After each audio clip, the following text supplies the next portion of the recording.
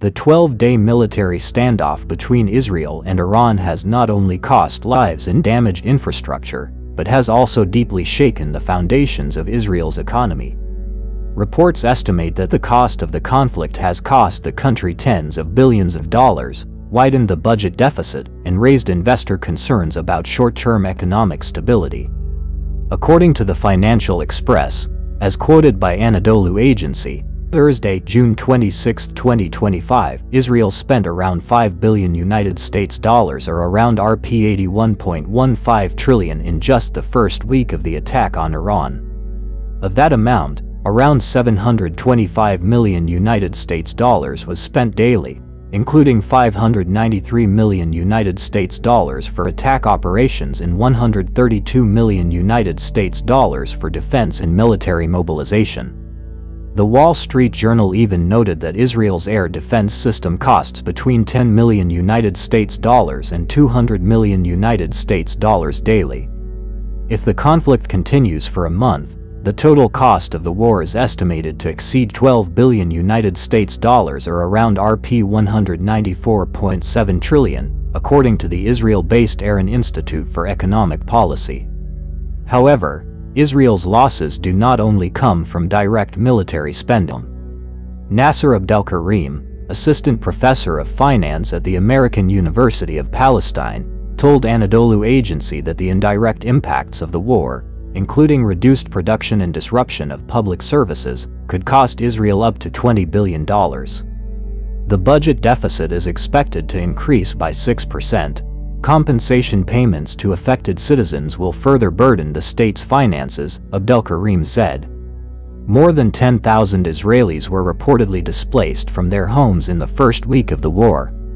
The Israel Tax Authority noted that 36,465 people had filed compensation claims. To cover the widening deficit, Abdelkarim said the Israeli government is considering three options: cutting public spending in the health and education sectors, raising taxes, or increasing the state debt. If Israel chooses the latter option, the debt-to-income ratio could soar to more than 75%.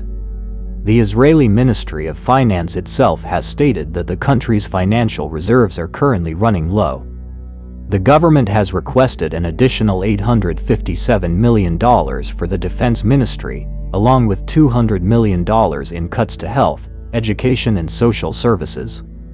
According to a report by the financial newspaper Globes, much of the funding will go to pay for military personnel, including 450,000 reservists deployed during the conflict.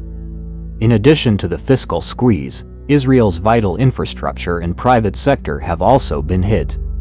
Iran reportedly attacked critical facilities in Tel Aviv and Haifa, including Israel's largest oil refinery, Bazan, which was shut down after the attack. According to the Financial Times, the cost of the Bazan shutdown is estimated at $3 million a day. Ben Gurion International Airport, Israel's main gateway, has also temporarily suspended operations due to the threat of Iranian retaliation. The airport normally handles about 300 flights and 35,000 passengers a day. On Sunday, operations were limited to repatriation flights. National carrier El Al suspended all scheduled flights and rerouted planes to avoid possible attacks. Flights to Paris were diverted to Cyprus, and flights to Bangkok were forced to land in Rome. Additional operational costs due to the diversions were estimated at $6 million. The Iranian missile strikes even hit Tel Aviv's diamond trading area, an export sector that accounts for about 8% of Israel's total exports. According to the Israel Diamond Institute, the attack triggered panic on the Tel Aviv Stock Exchange. The sharp decline in stocks exacerbated market volatility, prompting a sell-off and exacerbating short-term economic turmoil. The Israeli shekel exchange rate against the US dollar was also depressed, falling to 3.7 before recovering slightly to 3.5. Abdelkarim said the recovery was influenced by the global weakening of the US dollar and market speculation.